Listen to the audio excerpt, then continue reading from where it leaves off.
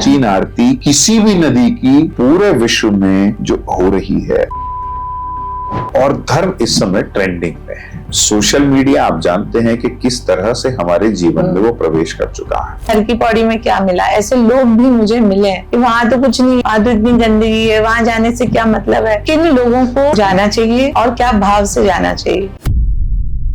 हरिद्वार आपकी पूर्वजों की रिकॉर्ड रखने की व्यवस्था का सबसे बड़ा केंद्र, उस परंपरा का वाहक हरिद्वार के पुरोहित हैं। अब गंगा जी में जूते चप्पल डालने का बिल्कुल ऐसा है जैसे कोई अपनी माता पिता के सिर पर जूते चप्पल डाले। तो अपनी दैविक माँ के लिए इतनी लापरवाही। बात करेंगे हम कि अरे कितनी गंदगी रहती है। गंदगी भी तो जो श्रद्धालु आ रहे हैं वही करके जा रहे हैं।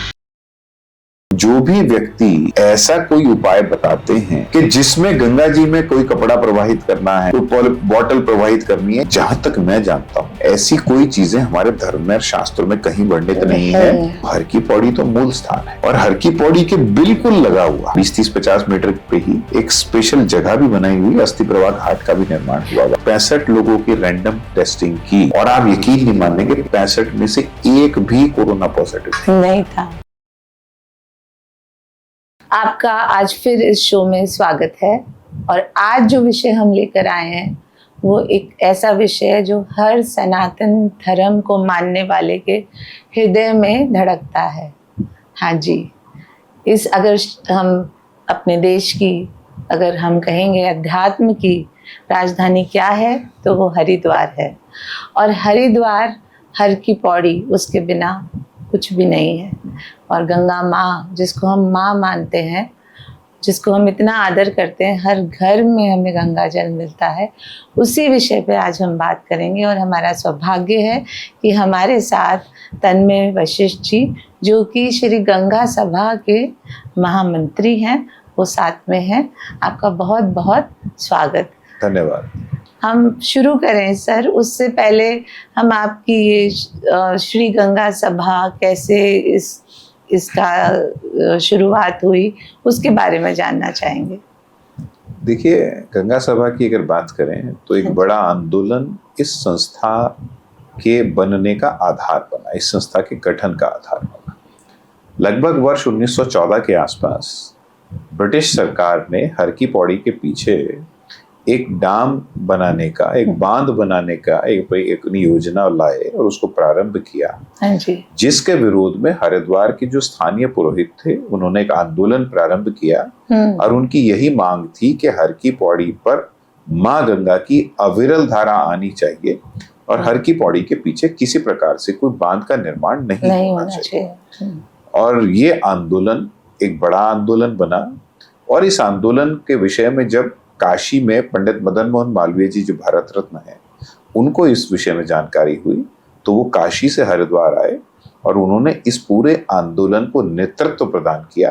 और उनके नेतृत्व में ये बड़ा आंदोलन हुआ जिसमें जो भारतवर्ष के जो सनातनी, जो हिंदू राजा थे, उन सबको भी इस आंदोलन से जोड़ा गया। अंतोगत्वा 1916 में ब्रिटिश सरकार ने इन सभी की बातों को माना और ये स्वीकार किया कि हर की पौड़ी के पीछे किसी बांध का निर्माण नहीं होगा। और एक 1916 का एक एग्रीमेंट ब्रिटिश सरकार और मालवीय जी के नेतृत्व में सभी हिंदू राजा और हरिद्वार के पुरोहितों के बीच में निष्पादित हुआ, जिसमें यह तय किया गया कि वहां कोई बांध नहीं बनेगा।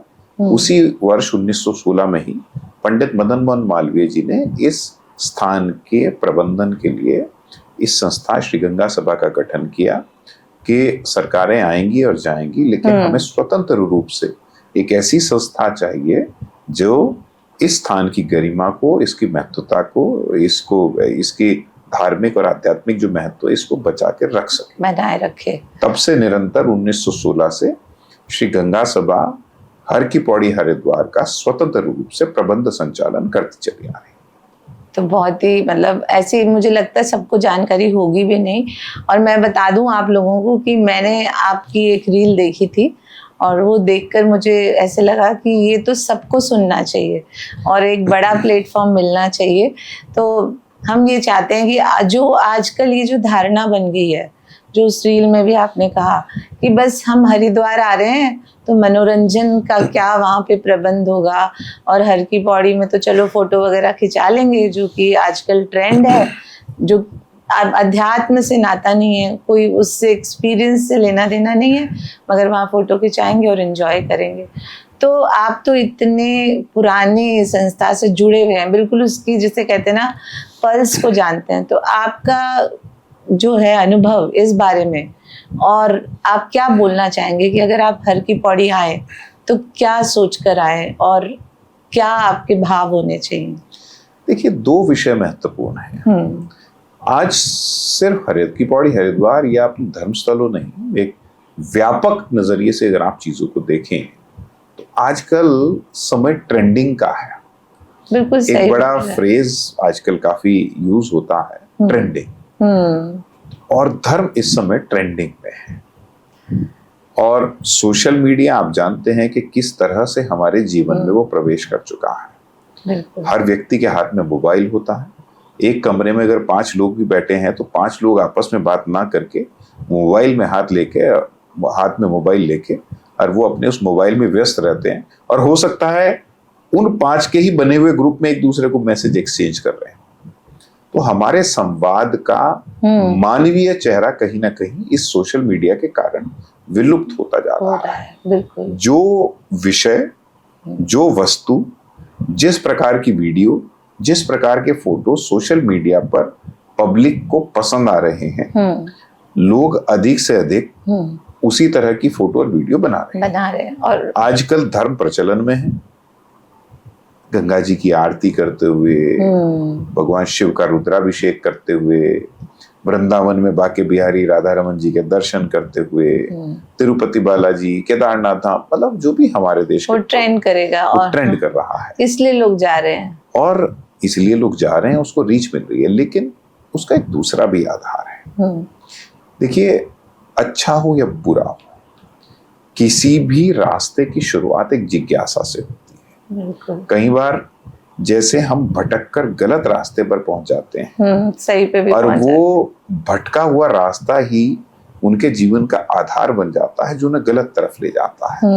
तो ऐसे कई बार भटक के सही रास्ते पे भी आ जाते हैं। बहुत अच्छी बात कही आपने। और वो जीवन का क्या पता एक जीवन को सकारात्मक दिशा में ले जाने, मोड़ दे, जीवन को संस्कारित बनाने का, तो जीवन को आध्यात्मिक और धार्मिक बनाने का आधार बन जाए।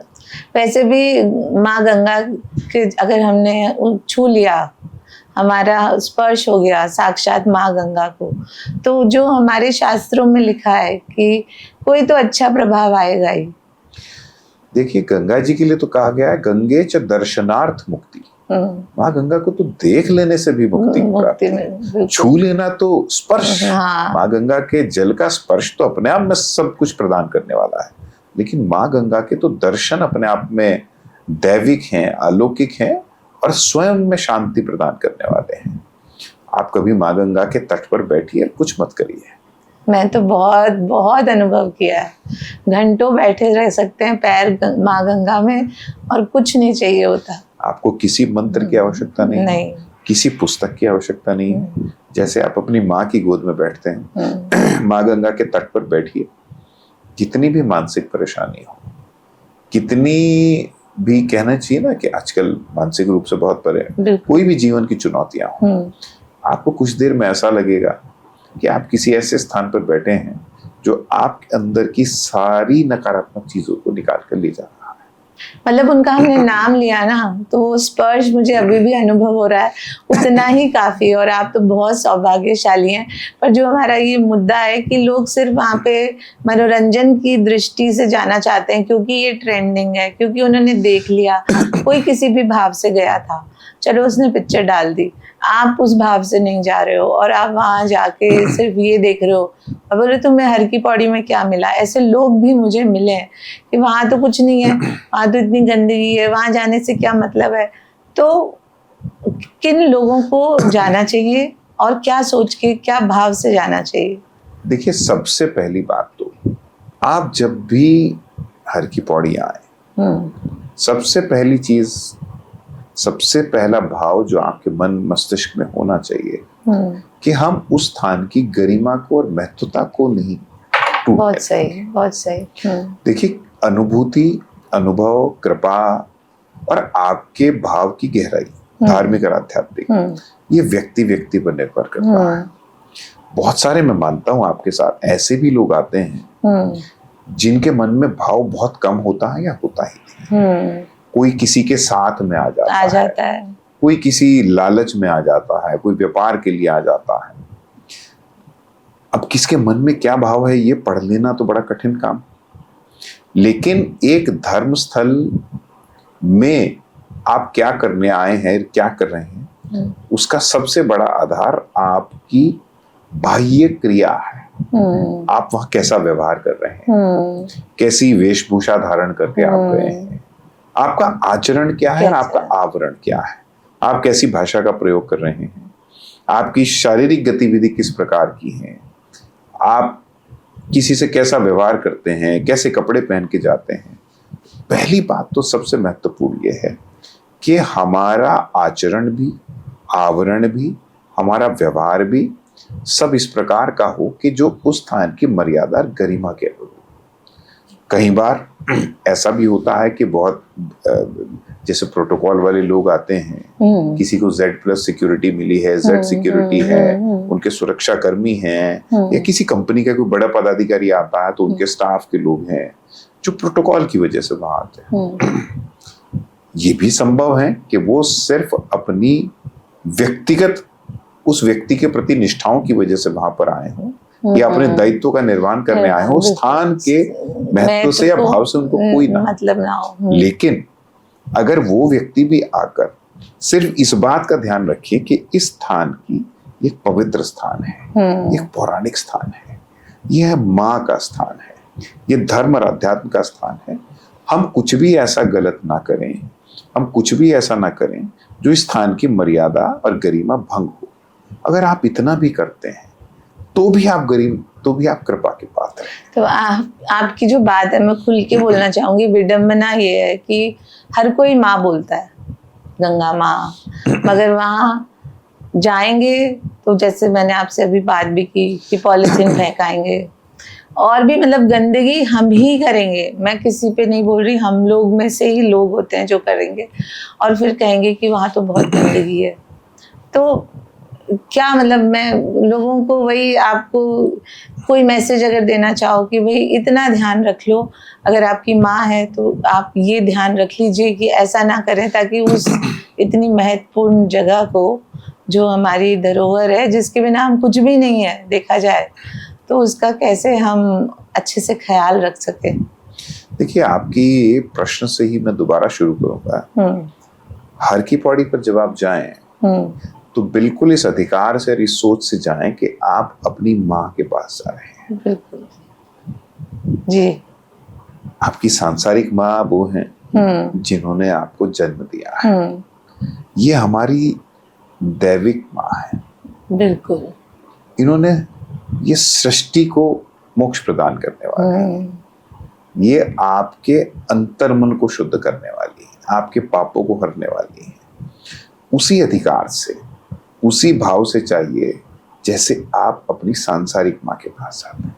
अधिकार से जाइए, हाँ, बिल्कुल। लेकिन माँ के पास जाने में प्रेम अटूट होता है, हाँ। अधिकार अटूट होता है, लेकिन दायित्व भी अटूट होता है, गरिमा भी बहुत अटूट होती है। अपनी माँ के सामने आप फुहड़पन नहीं दिखाएंगे, लाड़ दिखाएंगे, प्यार दिखाएंगे, अधिकार दिखाएंगे, अधिकार से मांगेंगे भी माँ से। एक बच्चा अपनी माँ के पास जाएगा, लड़ेगा भी, माँ तूने ये क्यों नहीं किया, माँ तूने ये क्यों नहीं बनाया, आज मुझे ये खाना था तूने क्यों नहीं दिया, मुझे ये लेना था मुझे क्यों नहीं लाके दिया। एक माँ पे बच्चा सबसे ज्यादा अपना अधिकार समझता है। चाहिए उसी अधिकार से माँ के पास, मांगिए जो मांगना है। अगर कोई शिकायत है करिए माँ से, लेकिन एक पुत्र पुत्री और माँ के बीच की जो गरिमा है उसको बना के रखिए। और इसी प्रकार जैसे आप क्या कभी अपनी सांसारिक माँ को कभी गंदे कपड़ों में देख सकते हैं, या उनके चारों तरफ आप कभी गंदगी देख सकते हैं? जो आपके माताजी पिताजी का कमरा होगा, जो आपके माताजी का जो कमरा होगा, अधिकांश लोग तो जूते चप्पल भी बाहर उतार के जाते हैं कि माताजी के पिताजी के कमरे में जा रहे हैं। क्या उस कमरे को भी आप कभी अशुद्ध या गंदा होने देंगे? तो जब हम अपनी सांसारिक माँ का इतना ध्यान रखेंगे, उनका खान पीन अच्छा हो, उनका रहन सहन अच्छा हो, उन्हें हम सारी खुशियां दे सकें, उन जहां भी वो रहती हैं अच्छे से अच्छा घर दें, वातावरण दें, तो अपनी दैविक माँ के लिए इतनी लापरवाही क्यों?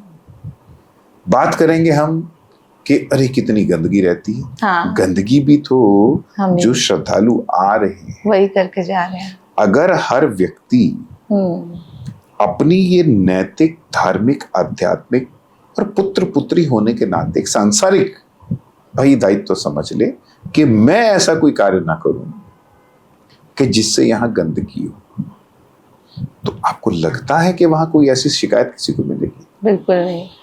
और गंदगी सिर्फ घाटों तक सीमित नहीं है ना।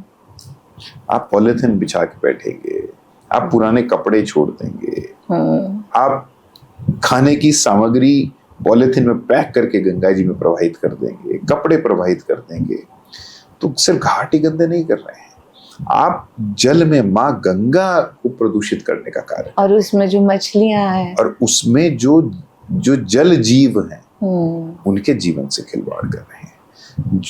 एक तो हो गया जो ऑर्गेनिक चीजें हैं, आपने दूध अर्पण किया, शहद, बूरा, इस तरह की जो सामग्रियां अर्पित की जाती हैं, पुष्प भी अर्पित किए जाते हैं, लेकिन ये सब एक तरह से अपने आप में ऑर्गेनिक चीजें हैं, नेचुरल चीजें हैं, बायोडिग्रेडेबल चीजें हैं, और इनमें से अधिकांश जो चीजें ऐसी हैं जो जल के जो जीव हैं वो सब उसका सेवन भी कर लेते हैं, और अगर ना भी करें तो समय के साथ कुछ दिन बाद वो प्रकृति का हिस्सा है, प्रकृति में विलीन हो जाता है, हो जाएगा। परेशानी कपड़े की आती है, परेशानी पॉलिथीन्स की आती है। अरे पुराने जूते चप्पल भी डाल जाते हैं कि जो मृत थे, हम आए हैं यहाँ पर विसर्जन करने, वो सब डाल के चले जाते हैं। अब गंगा जी में जूते चप्पल डालने का क्या मतलब? बिल्कुल ऐसा है जैसे कोई अपनी माता पिता के सिर पर जूते चप्पल रखते हैं। तो देखिए, भाव सिर्फ आपके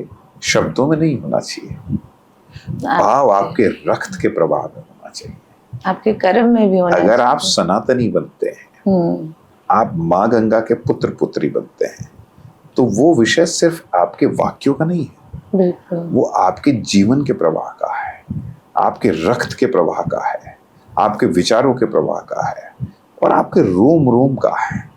जब तक पूर्णता से वो विचार आपके अंदर नहीं होंगे, तो इसका मतलब वास्तविकता से बहुत दूर आप सिर्फ जीवन में दिखावा कर रहे हैं। और इसकी जिम्मेदारी कहीं ना कहीं हमारे जैसे एस्ट्रोलॉजर्स को भी लेनी चाहिए, जो ये कहते हैं कि आप ये चीज़ वहाँ प्रवाहित कर दो, आपके जो भी पुराने वस्त्र हैं ठाकुर जी के गंगा जी में बहा दो, इस तरह की जो बातें बता रहे हैं, या आप कहने को उपाय रेमेडी बता रहे हैं जाके वहाँ बहा दो, ये सब चीज़ें भी तो गलती लोग कुछ किताब के, लाल किताब के उपाय के लिए पता नहीं क्या क्या वहाँ पे बहा कर भी आते हैं, तो ये भी तो एक तरीके से हम गलत सिखा रहे हैं ना। लेकिन निश्चित रूप से जो भी पूजा पाठ की पद्धति में, चाहे वो ज्योतिष से संबंधित हो, चाहे वो कर्मकांड से संबंधित हो, जो भी व्यक्ति ऐसा कोई उपाय बताते हैं या ऐसी कोई पूजा की पद्धति बताते हैं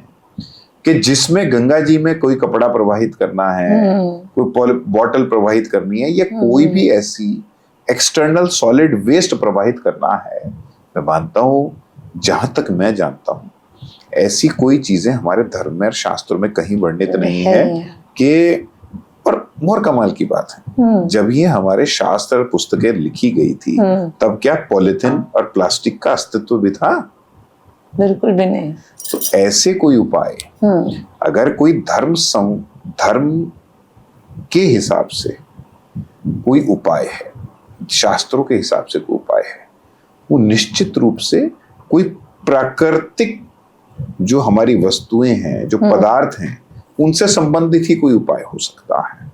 मतलब अगर ये एक्सटर्नल नहीं था, पर ठाकुर जी के कपड़े, उनके जेवर, ये सब चीजें भी तो, देखिए, किसी समय में अगर हम बहुत प्राचीनता की बात करें तो किसी समय में श्रृंगार भी कहीं ना कहीं पुष्प से बनी हुई चीजों से होता था, पत्तों से बनी हुई चीजों से, है ना। तो क्या ना, पत्ते अगर आप गंगा जी में प्रवाहित करें तो प्राकृतिक चीज है, कुछ भी दिक्कत नहीं है। पुष्प भी प्रवाहित हो रहे हैं, कोई भी बड़ी बात नहीं है, प्राकृतिक चीज है, सब कुछ हो जाता है।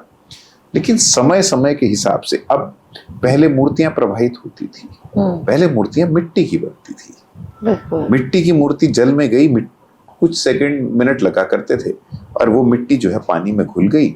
मिट्टी प्रकृति का आधार है, तो वो कहीं ना कहीं रिवर बेड में बैठ जाएगी, कहीं किनारे पे लग जाएगी। अब पीओपी से बना रहे हैं और ऐसे केमिकल से बना रहे हैं जो पानी में डिसॉल्व भी नहीं होते। वो तो एक स्टैकिंग कर लेंगे, एक जगह इकट्ठा हो जाएंगे, वो जल को भी प्रवाहित करेंगे, जल के प्रवाह को भी प्रभावित करेंगे और जल के जीवन को भी प्रभावित करेंगे। तो श्री गंगा सभा के लिए तो बहुत बड़ा चैलेंज है।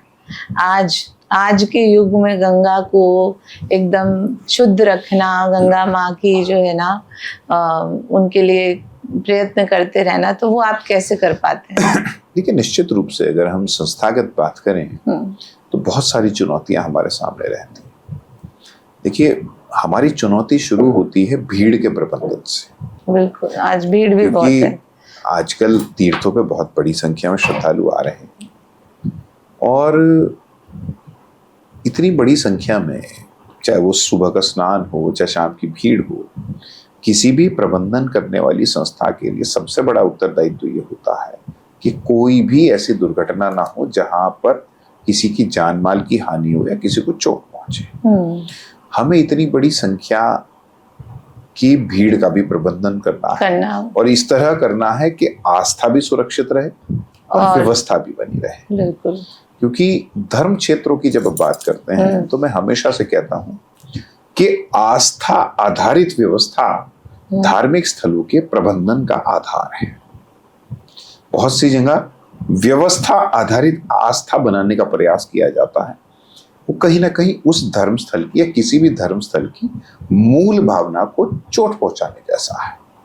क्योंकि अंतोगत्व लोगों की उस धर्म स्थल में आस्था है, इसीलिए तो लोग सैकड़ों हजारों किलोमीटर दूर से आ रहे हैं, कई दिनों की यात्रा करके अपने स्थान पे पहुंचते हैं और उस स्थान पर पहुंचने के समय ही या पहुंचने से पहले उन्हें हम रोक दें या उनको दर्शन या स्नान से पूर्ण रूप से वंचित कर दें, तो कहीं ना कहीं हम उस श्रद्धालु के साथ अन्याय कर रहे हैं, हम उसकी आस्था के साथ खिलवाड़ कर रहे हैं और हम जिस वजह से, जिस कारण से वहां बैठे हैं, उसके साथ भी हम पूर्ण रूप से न्याय नहीं कर रहे हैं।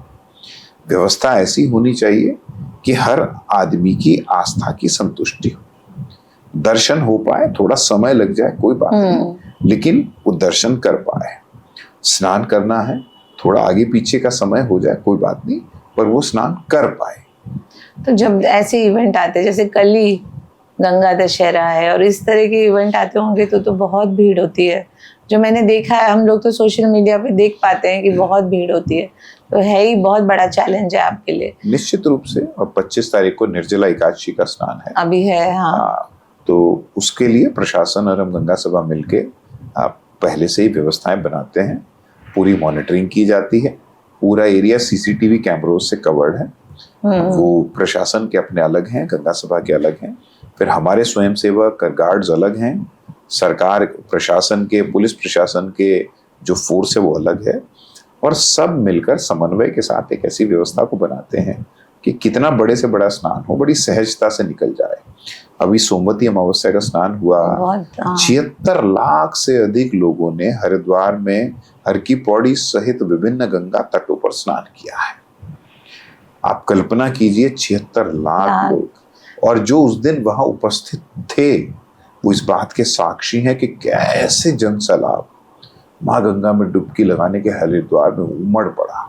कई किलोमीटर तक गाड़ियों का नहीं, पैदल लोगों का जाम, पैदल ही चलना पड़ता है, वहां तो गाड़ी जा ही नहीं सकती, बंद हो जाता है वो एरिया तो बिल्कुल। इसके अतिरिक्त जहां तक हम लोगों को प्रदूषण ना करने के लिए प्रेरित करने का विषय है या रोकने का विषय है, सबसे पहले तो हम भावनात्मक रूप से ही, क्योंकि हर की पौड़ी पर सायकालीन आरती हर की पौड़ी का सबसे बड़ा आकर्षण है। शाम को जब आरती पर लोग बैठते हैं और गंगा जी का अभिषेक पूर्ण होने के उपरांत जितने भी लोग उपस्थित होते हैं उनसे हाथ उठाकर माँ गंगा की साक्षी में हम ये शपथ दिलाते हैं कि वो हर की पौड़ी पर या कहीं भी माँ गंगा को और माँ गंगा के तटों को ना तो प्रदूषित करेंगे और ना करने देंगे।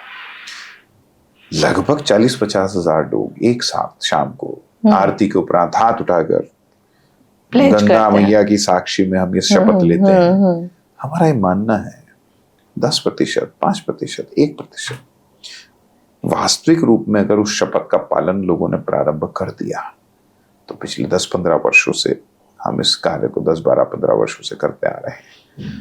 एक कंटिन्यूअस प्रोसेस है, बूंद बूंद से घड़ा भरता है।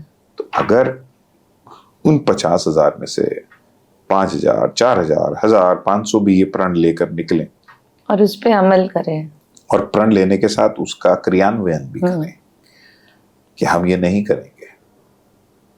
और देखिए, जहां तक प्रदूषण मुक्त रखने की बात है या गंदगी ना करने की बात है, इतनी बड़ी संख्या में आने वाले लोगों में जब तक स्वयं की जागरूकता नहीं होगी तब तक नहीं हो पाए, संभव नहीं है।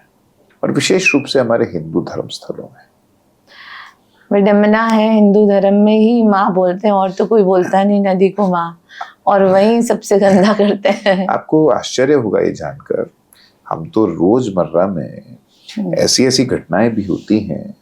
हमारा जो ब्रह्मकुंड वाला जो एरिया है, जो क्षेत्र है, वहां पर जूते चप्पल अंदर ले जाना प्रतिबंधित है।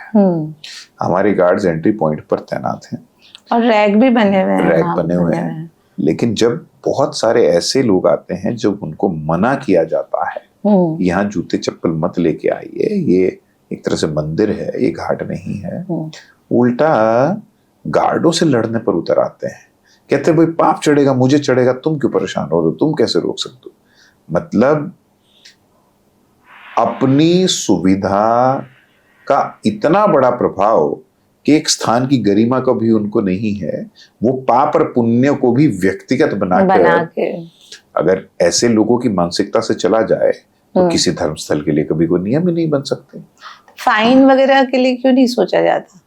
फाइन भी एक उपाय है, लेकिन मैं एक आपको आधार बता रहा हूं, मतलब 99%, 99.99% लोगों को हम गेट पर ही रोक देते हैं, अंदर नहीं कोई आ पाता। लेकिन मैं लोगों की मानसिकता के कुतर्कों के विषय में आपको बता रहा हूं कि अपने द्वारा किए जा रहे गलत कार्य को भी सही ठहराई करने के लिए, जस्टिफाई करने के लिए लोग कैसे कैसी बातें करते हैं।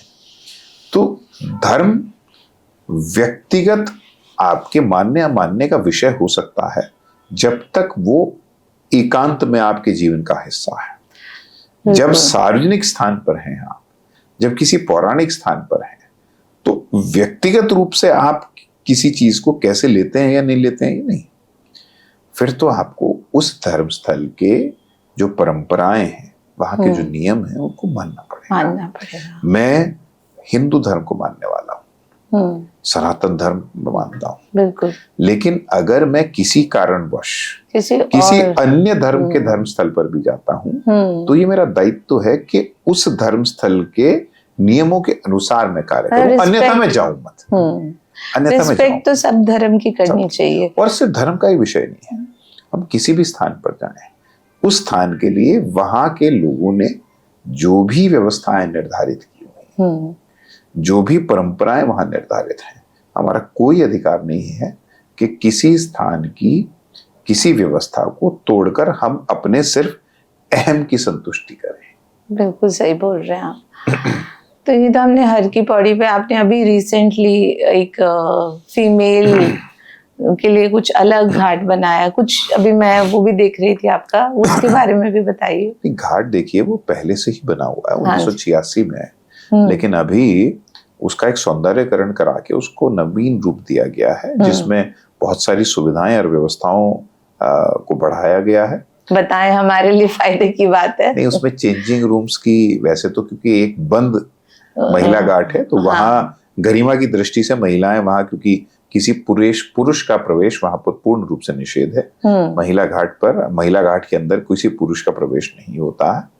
तो महिलाएं वहां जो भी हैं, स्नान या अपना जो भी वस्त्र बदलना है, किसी ऐसी चीज से मतलब कोई उन्हें चिंता का विषय नहीं है। लेकिन उसके साथ साथ, घाट के साथ साथ, वहां हमने अंदर चेंजिंग रूम्स भी बनाए हैं और प्रॉपर व्यवस्था करके ड्रेनेज और सिविल लाइन के साथ पीछे की तरफ हमने कुछ वॉशरूम्स वगैरह भी बनाए हैं, क्योंकि महिलाओं को वो भी रेस्ट रूम भी है, मैंने देखा था उसका क्लिप। और विशेष रूप से जो शारीरिक रूप से थोड़ा जो महिलाएं हमारी, जो माताएं बहनें जो शारीरिक रूप से असमर्थ हैं, उनके लिए भी हमने विशेष रूप से कुछ वॉशरूम्स बनाए हैं, जिससे उनको कोई परेशानी ना हो। उसमें बाकायदा स्लैब और व्हील चेयर ले जा सकें, ऐसी व्यवस्था उसमें की हुई है। और ऊपर से भी हमने हाइड्रोलिक चेयर्स भी लगाई हैं हर की बॉडी पर, कि जिससे जो पैड़ियों पे नहीं उतर पाते, वो तो कोई भी वृद्ध जन हो या कोई भी हो या शारीरिक रूप से कोई असमर्थ होगा, तो वो हाइड्रोलिक चेयर पर बैठ के नीचे घाट तक जा सके और उस बिल्कुल महिला घाट के आगे वो उतरती हैं।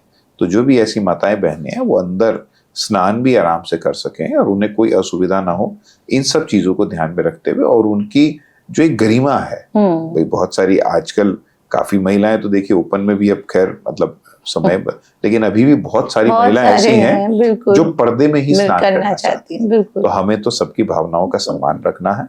तो उसको एक ऐसा रूप दिया गया है कि अब अंदर जाने के बाद उनको इस बात का एहसास ना हो कि हम कहाँ गए। और हमने देखा है, जब से हमने इसका सौंदर्यकरण किया है, वहां अंदर महिलाओं जो स्नान करने वाली संख्या वो काफी बढ़ गई है। अब आपको वो भीड़ का भी प्रबंधन करना पड़ेगा, उसकी व्यवस्था की और एक और चीज, जैसे अभी रिसेंटली मैं भी गई थी हरिद्वार, तो वहाँ एक सती घाट है, और बोला वहां पर सबने जो बताया, अभी ये मुझे क्लियर नहीं है इसलिए आपसे पूछ रही हूँ, कि जो अस्थि विसर्जन है उसके लिए वो अलग घाट है और लोग हर की पौड़ी पे भी करते हैं। तो इसमें क्या फर्क है और सही क्या है? नहीं देखिए, दोनों जगह सही है। हर की पौड़ी तो देखिए मूल स्थान है।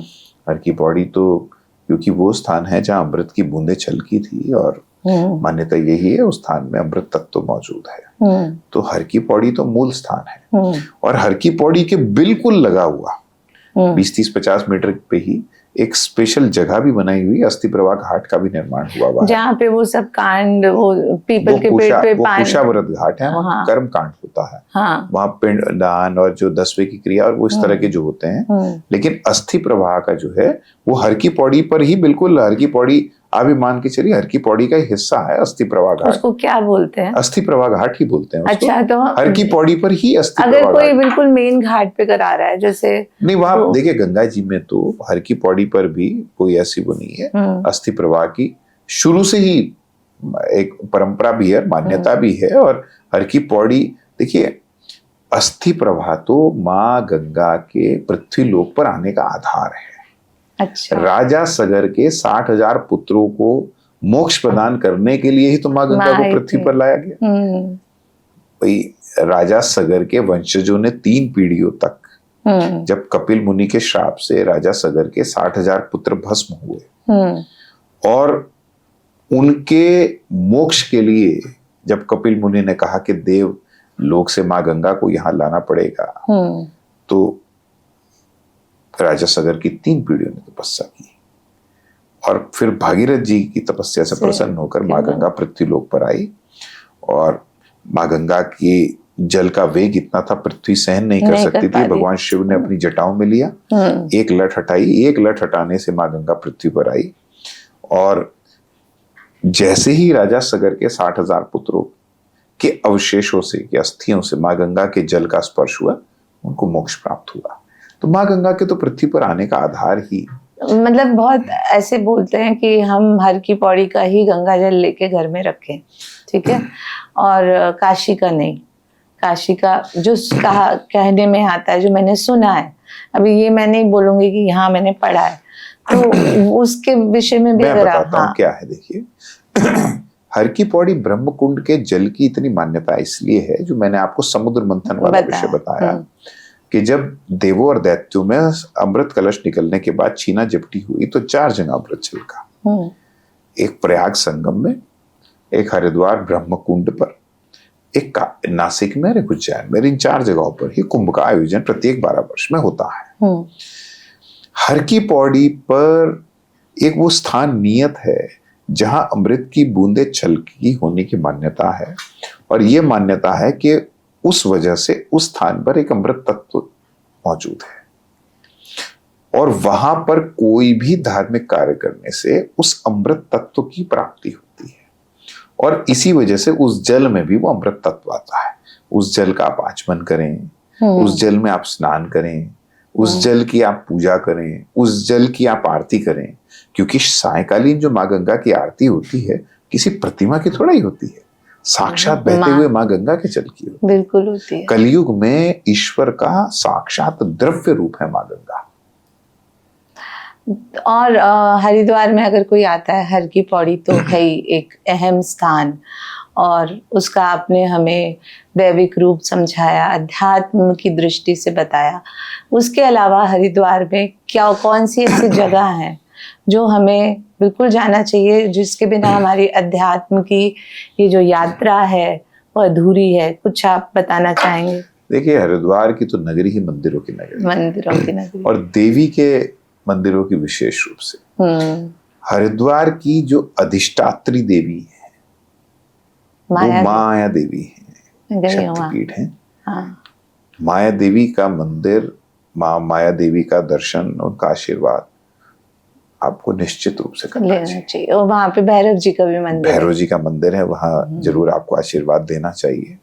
इसके अलावा पूरा हरिद्वार, उसकी जगह थोड़ी ऐसी आप अगर दर्शकों को बताएं, क्योंकि मैं तो होकर आई हूँ, वो किसी ऐसे धर्मशाला के उधर जाके वो जूना अखाड़े की, जो हमारे परम सम्मानित जूना अखाड़े के संत हैं। जूना अखाड़ा सबसे बड़े अखाड़ों में हमारा अखाड़ा जूना अखाड़ा मुझे तो जो समझ आया मैं बता रही हूँ। तो जूना अखाड़े के उसमें प्रबंधन में वो मंदिर है, और उन्हीं की संपत्ति में वो महादेव का मंदिर आता है। लेकिन मैं मानता हूँ अगर आप हरिद्वार में हैं और आप किसी से भी कहेंगे कि माया देवी मंदिर जाना है, तो कोई इसमें कोई संशय नहीं होगा, क्योंकि पुराने इलाकों में बसे हुए हैं तो थोड़ा सा, लेकिन ऐसा संकीर्ण भी नहीं है कि वहां जाने में कोई दिक्कत हो। पूरी मतलब आप गाड़ी तो नहीं जाती है? जब मैं गई थी हो सकता है नहीं, गाड़ी भी आराम से जाती है। 13 अप्रैल 13 अप्रैल क्योंकि बहुत ज्यादा रश का दिन था, नहीं तो साधारणतः 80-90% दिनों में गाड़ी बिल्कुल माया देवी के मंदिर तक जाती है, प्रांगण तक के बाहर तक जाती है। माँ माया देवी में जरूर जाएं। इसके अलावा पूरा हरिद्वार, जो ये मेन हम शहर की बात करें, माँ चंडी देवी और माँ मनसा देवी के पर्वत श्रृंखलाओं के बीच में है। एक पर्वत की शिखा पर, चोटी पर माँ माया देवी और एक पर माँ चंडी देवी। इन दोनों के दर्शन जरूर करने चाहिए। ये बहुत सिद्ध स्थान है, आपको एक अलग अनुभूति होगी, एक अलग अनुभव होगा, और आपको स्वयं उस स्थान पर जाकर ही आपको एक अलग, और अगर आप चल नहीं सकते हैं तो वहां पर उस ट्रॉली का है, वो ट्रॉली की रोपवे की व्यवस्था है, दोनों जगहों पर उचित प्रबंधन है।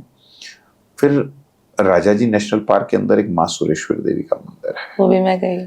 आप कभी वहां जाएंगे, आपको जाकर आनंद आ जाता है, अलग शक्ति का। वहां पहुंचकर ही आपको लगेगा कि वास्तव में आप किसी आप मेरे मानस पटल पे वो सारे दृश्य आ रहे हैं, क्योंकि सब जगह गई हूँ मैं।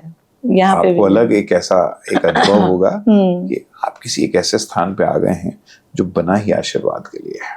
फिर दक्ष प्रजापति जाइए, भगवान शिव का अद्भुत सभी जानते हैं। कनखल का घाट, कनखल के दक्ष प्रजापति का मंदिर, भगवान भोलेनाथ की ससुराल, और वहाँ भोलेनाथ जी का कण कण में कंका, और जो स्थान जहाँ माँ पार्वती ने यज्ञ के अंदर प्रवेश किया था, और भगवान भोलेनाथ का शिवलिंग अद्भुत। फिर दरिद्र भंजन है, नीलेश्वर महादेव है, गौरी शंकर महादेव हैं। जी जी। तो हमारे यहाँ तो हरिद्वार में तो देखिए शीतला माता का मंदिर, शीतला माता का मंदिर है, दुख भंजन।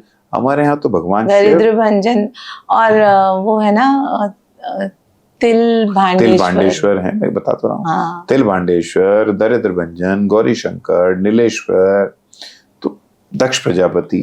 कनखल की तो नगरी ही शिव की नगरी है। पता नहीं क्या सौभाग्य है कि जब मैं जाती हूँ, मैं कनखल पे ही मेरा स्टे होता है, घाट के पास, और आनंद आ जाता है। साधारणतः आप जब जाएंगे, आपको लोग भी, आप अगर सुबह में निकलेंगे कनखल की सड़कों पर, गलियों में, तो आपको ऐसा माहौल लगेगा, सबके हाथ में जल का लोटा होगा, है ना, बेलपत्री अगर चल रहा है, बेलपत्री, पुष्प, आपको ऐसा लगेगा जैसे समूचा कनखल ही रोज जलाभिषेक या दुग्धाभिषेक करने के लिए जाता है। और शाम के वक्त हर घाट पे गंगा आरती हो रही होती है, सिर्फ हर की पौड़ी नहीं, वो वहां पे भी करते हैं। एक बड़ा आध्यात्मिक और धार्मिक माहौल। और हरिद्वार की कनखल, क्योंकि हरिद्वार का ही पार्ट है, कनखल हरिद्वार पंचपुरी हमारी है, तो हमारा तो आधार ही अध्यात्म और धर्म है। और दक्षिण काली मंदिर, दक्षिण काली मंदिर, मैंने कहा ना देवियों की नगरी है, काली के मंदिर जाइए सबको। तो मतलब आप सिर्फ हर की पौड़ी तो और देखिए सबसे बड़ी बात, एक और बहुत महत्वपूर्ण विषय, हरिद्वार आपकी पूर्वजों की रिकॉर्ड रखने की व्यवस्था का एक सबसे बड़ा केंद्र है। एक उस परंपरा का वाहक हरिद्वार के पुरोहित हैं, जो आपको आपकी लेगेसी के विषय में आपको बताता है, आप किस परंपरा से, किस परिवार से निकले हैं। आप जाइए हरिद्वार के, वहां से अपने 100-200 400 वर्षों पुराना आपका रिकॉर्ड आपको वहां मिलेगा। आपकी जड़ें कहाँ की हैं, आपके दादा परदादा कहाँ से आए हैं, उनके हाथ, उनकी हस्तलेख मिलेंगे, उनके हस्ताक्षर मिलेंगे, हाथों से लिखी हुई चीजें मिलेंगी, और कहीं ना कहीं बड़ा नॉस्टैल्जिक वो फील मेरे को अभी हो रहा है। आप कल्पना कीजिए, कोई व्यक्ति हरिद्वार गया और उसको किसी बही में जो बोलते हैं वहां जो रिकॉर्ड रखा जाता है, आज से 150-200 साल पुराने, उनके परदादा या और ग्रेट ग्रैंडफादर, उनके हाथ से कुछ लिखा हुआ है, उनका हस्ताक्षर देखने को मिल जाए। कहाँ वो कभी किसी पुराने गांव में, कौन से गांव में, कौन से जिले में रहा करते थे। अब शहरीकरण के कारण सब लोग अभी, कोई दिल्ली है, बॉम्बे है, बेंगलोर है, कोई विदेशों में है, लेकिन कहीं कोई पंजाब के मूल गांव से उठा है, कोई पाकिस्तान से आए हैं, वो लोग भी हैं। पंजाब से उठे हुए लोग अधिकांश सब पाकिस्तान से आए हैं। हमारा यही है ना, हमारा वहाँ है और हम पाकिस्तान से आए, मतलब मेरे पूर्वज। कोई राजस्थान से उठा है, कोई गुजरात से, कोई यूपी से उठा है, कोई जम्मू से आया है, हिमाचल से है, कोई पर्वत, जो मूल पर्वत के गांव, पर्वतीय लोग हैं, उनका है। सब अपने अपने क्षेत्रों से निकल के आते हैं, और जब कहीं ना कहीं जाकर हम अपनी जड़ों को देखते हैं, और सिर्फ सुनते नहीं है, साक्षात उनके प्रमाण हमारे अंदर, हम उसको देखते हैं, तो एक अलग अनुभव होता है। अनुभव आप जब बोल रहे थे तो मेरा यही था कि देखने मात्र से ही उन पूर्वजों का आशीर्वाद आपको मिलता है, उनसे आपका साक्षात्कार होता है। देखिए आदमी कहीं भी चला जाए, अपनी जड़ों से दूर नहीं जा सकता। हमारे पूर्वज हमारे अस्तित्व का आधार है। बिल्कुल। आदमी जीवन में सब कुछ खत्म कर सकता है, अपनी जड़ों से अपने आप को नहीं काट सकता, और काटने की कोशिश करनी भी नहीं चाहिए। और हमारे धर्म में तो मान्यता यही है कि ईश्वर और उससे भी बड़ा आपके पितरों की कृपा आपके ऊपर। बिल्कुल। और वो पितर भी ईश्वर रूप में ही आपको कृपा करते हैं।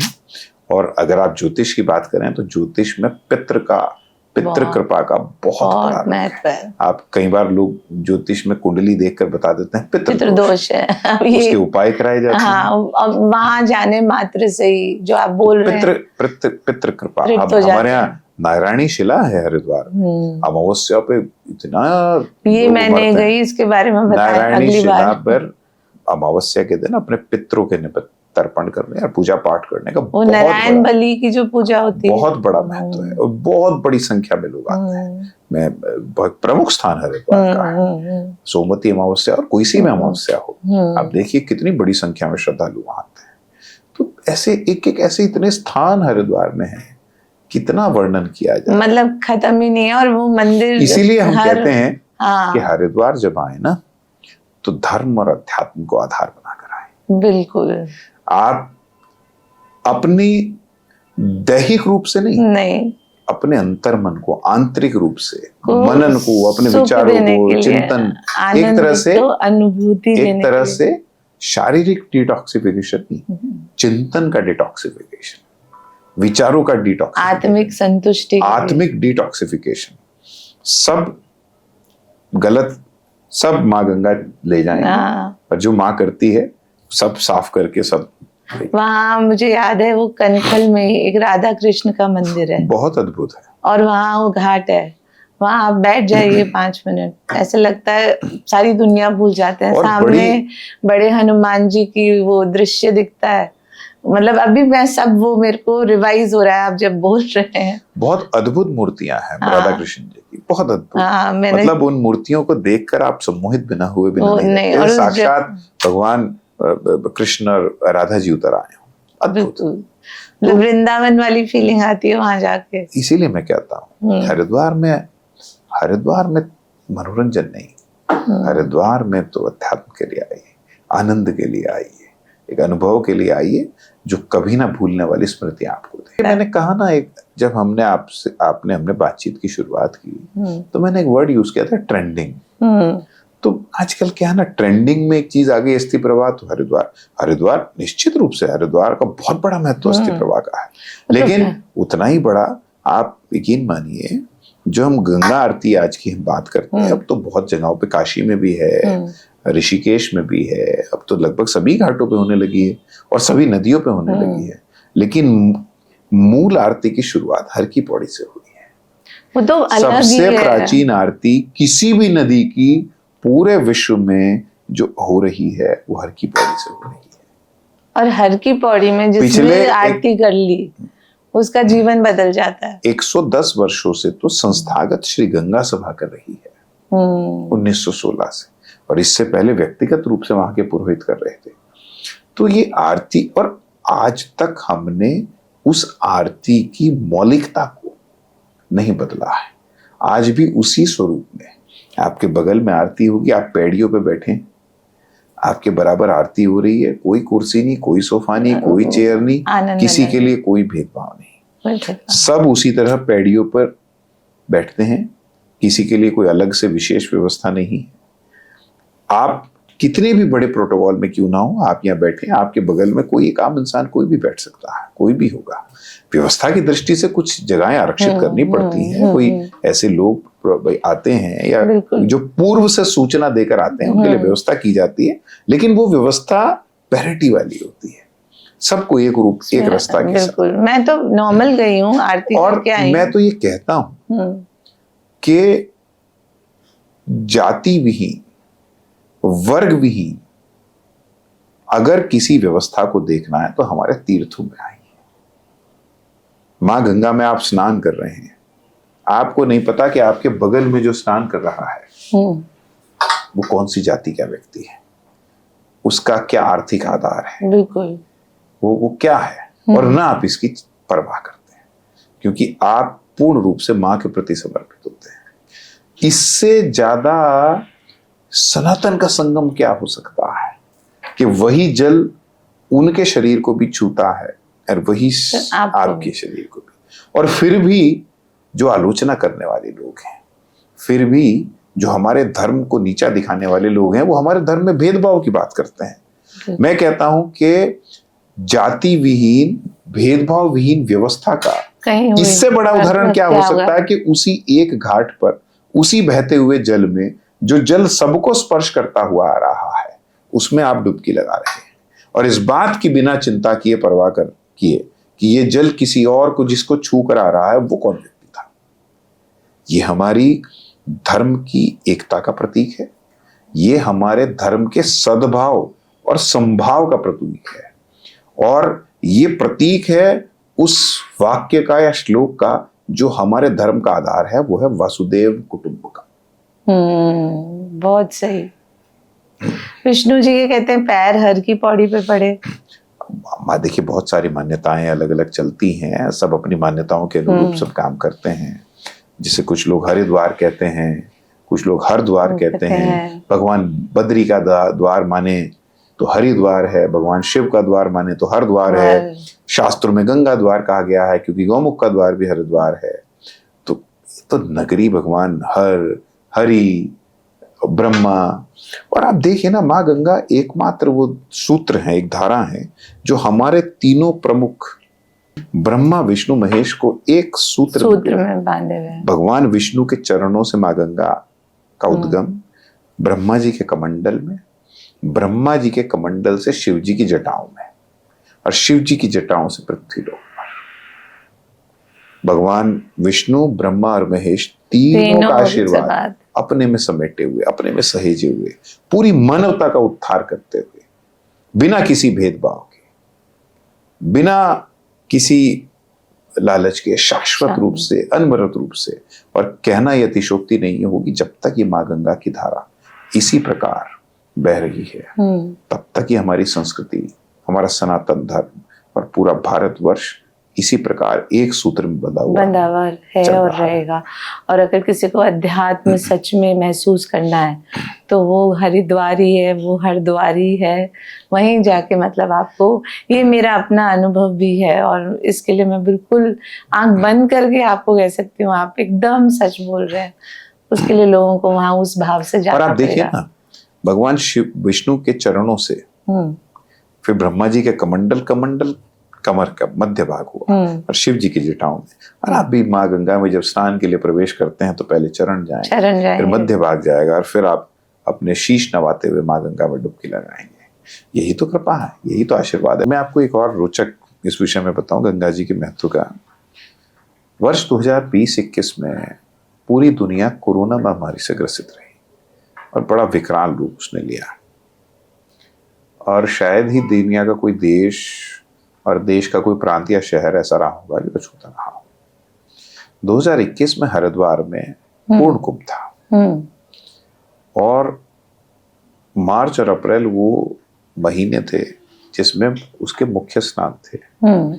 12 अप्रैल को शिवरात्रि या उसका स्नान था, सोमवती अमावस्या का, और एक 14 अप्रैल में स्नान था।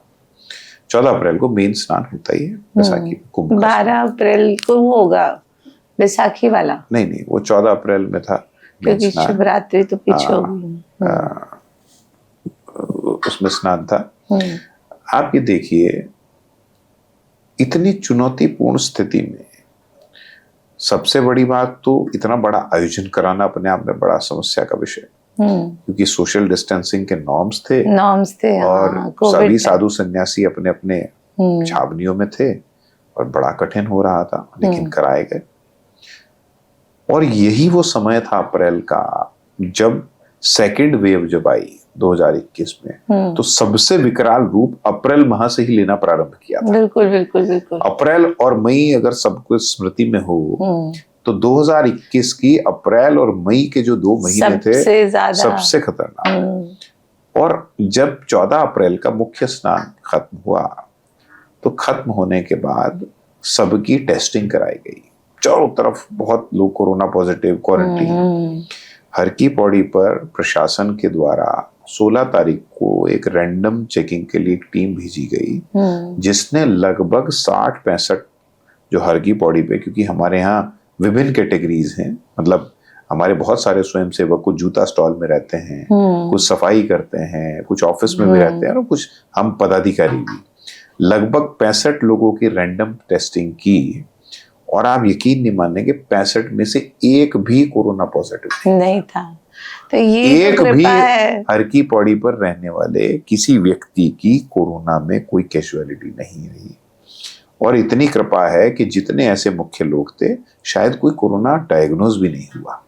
इसको माँ गंगा का आशीर्वाद कहें या हम नित्य प्रतिदिन जो माँ गंगा के जल का आचमन करते हैं उस जल का औषधीय गुण कहें। देखिए, माँ गंगा के जल की औषधीय गुण की तो कोई तुलना ही नहीं कर सकते। It is इनकम्पैरेबल।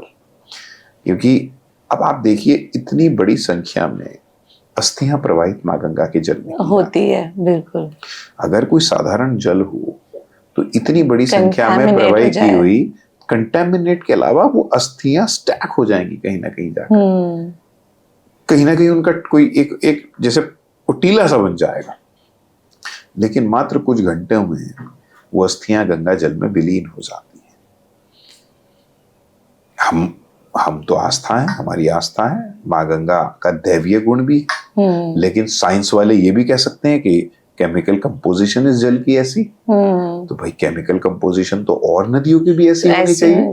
भाई हिमालय से तो सभी आ रही है नदी। माँ गंगा अब साइंस अपनी तरह परिभाषित करता है, लेकिन हम धार्मिक लोग तो उसे अपनी तरह परिभाषित करेंगे। और यही तो दैवीय कृपा है कि कोई ऐसी चीज पा लेना जो साधारणतः नहीं पाई जाती है। यही तो कृपा है। हमें तो भागीरथ जी को बहुत बहुत धन्यवाद करना चाहिए कि ये आशीर्वाद उन्होंने हमें दिया। अगर कृषि के क्षेत्र में भी देखें तो जो गंगा प्लेट्यू जिसको हम बोलते हैं, लगभग 2300-2400 किलोमीटर की जो माँ गंगा गौमुख से लेके गंगा सागर तक यात्रा करती हैं, ये इस पूरे गंगा प्लेट्यू को हिंदुस्तान का सबसे फर्टाइल एरिया कहा जाता है। और ये पूरा क्षेत्र लगभग 40% जीडीपी का हमारे हिस्सा माना जाता रहा है। तो ये सब माँ गंगा की जल का ही तो महत्व है। आप इसको किसी भी तरह परिभाषित करते हैं, वो आप करने में स्वतंत्र हैं, लेकिन महत्वता को कैसे कम करते हैं? कोई ये चमत्कार है, इसको कोई समझे वो ही समझ सकता है जो उसको जाके महसूस करे। मैंने खुद देखा है, मतलब मेरे को सर्वाइकल की हो गया है, अब कभी ठीक नहीं होगा। चंडी माँ के दर्शन किए, हर की पौड़ी में आरती की, उसके बाद कभी चक्कर ही नहीं आए। तो ये चमत्कार तो मतलब जिसने माना और श्रद्धा से गया उसको मिलेंगे ही मिलेंगे। विश्वास बहुत बड़ी चीज है। अगर आप पूजा पाठ कीजिए, आरती कीजिए, विश्वास रख के कीजिए। बिल्कुल बिल्कुल। और भी कोई विशेष बात? आप माँ के तो इतने करीब हैं, आज अगर माँ कुछ कहना चाहे तो क्या कहेगी आपको? हमने वैसे तो बहुत डिस्कस किया, मगर आज माँ को बोलने बस एक सेंटेंस हमसे बात करके बताओ, कैसा क्या उनका जवाब होगा? मतलब मैं माँ से क्या मांगूंगा? माँ क्या बोले, अगर वो बोल सके आज के इस कलयुग में जो उनके साथ हो रहा है, अगर एक पल के लिए वो बोल पाई तो क्या बोलेंगी? जो आप श्री गंगा सभा की मतलब तरफ से भी समझते हैं कि लोगों तक पहुंचना चाहिए। देखिए, वास्तविकता में कहूँ, इसे आप आध्यात्मिक उत्तर समझिए या कैसा भी, आपको लगता है माँ को बोलने की आवश्यकता होती है? हमें समझने की तो आवश्यकता है ना, तो समझाने के लिए मैंने। माँ का हृदय हर रूप में, हर परिस्थिति में सिर्फ प्रेम का होता है। इतना कष्ट देने पे भी, जब हम इतना कष्ट, एक रिश्ता, एक इंसान जो दुनिया के सारे कष्ट ले सहन करके भी अपने पुत्र पुत्रियों को सिर्फ प्रेम देगा, वो माँ है। माँ है। और आप जो बात कहती हैं, माँ आज भी अगर आपके सामने आ गई, माँ यही कहेंगी प्रेम से रहो, माँ यही खुश रहो, खुश रहो, आनंदित रहो। बहुत सही। और माँ के इस वाक्य में, माँ के इस भाव में आपकी पूरी जीवन की, पूरी सांसारिक भी और दैवीय भी, आपकी जो पूर्ण यात्रा उसमें समा जाती है कि जब माँ ने कह दिया आनंदित रहो, आनंद में रहो, तो फिर जीवन का जो आध्यात्मिक दृष्टि से भी और धार्मिक दृष्टि से भी जो जीवन का सबसे बड़ा उद्देश्य है वो आनंद है। बिल्कुल। इसीलिए कहते हैं कि वो आनंद सिर्फ ईश्वर से प्राप्त हो सकता है। और इसीलिए जो भक्ति मार्गी हैं वो यही तो कहते हैं कि अपने मन को ईश्वर में लगाओ, क्योंकि सांसारिक विषयों में मन भटकता है और ईश्वर की भक्ति में जीवन मन आनंदित होता है। सबकी अपनी परिभाषाएं हैं। भक्ति मार्गी वो ज्ञान मार्गी ज्ञान के माध्यम से उसे प्राप्त करना चाहते हैं, लेकिन संसार की एक अपनी प्रक्रिया है, कर्म भी आवश्यक है, दुनिया का आगे बढ़ना भी आवश्यक है, लेकिन विषय इतना होना चाहिए आप अपने कर्म करें, लेकिन हमारे जो उद्देश्य हैं वो पवित्र रहें। उद्देश्य जो हैं वो समाज हित के, मानवता के हित के रहें, और तभी वही चाकू जो है वो फल और सब्जी भी काटने के काम आता है, और वही चाकू इंसान को मारने के भी काम आता है। इसलिए आपके विचार शुद्ध हैं, आपके उद्देश्य शुद्ध हैं, आपकी नीयत शुद्ध है, तो जीवन में कुछ गलत नहीं है। और आपके उद्देश्य, नियत, विचार, संगत, ये सब चीजें गलत हैं तो किसी अच्छी चीज से भी गलत कार्य हो जाते हैं। बिल्कुल सही बोला आपने, एकदम सही। तो मतलब ये तो एकदम आई ओपनिंग था आपसे बात करना, क्योंकि अध्यात्म तो आजकल ट्रेंडिंग में है, पर एक्चुअल अध्यात्म क्या है आज समझ आएगा, मुझे भी और समझ आया है। और आपका बहुत बहुत धन्यवाद इतना समय देने के लिए, इतने व्यस्त होने के बावजूद भी। बहुत बहुत धन्यवाद आपका। धन्यवाद।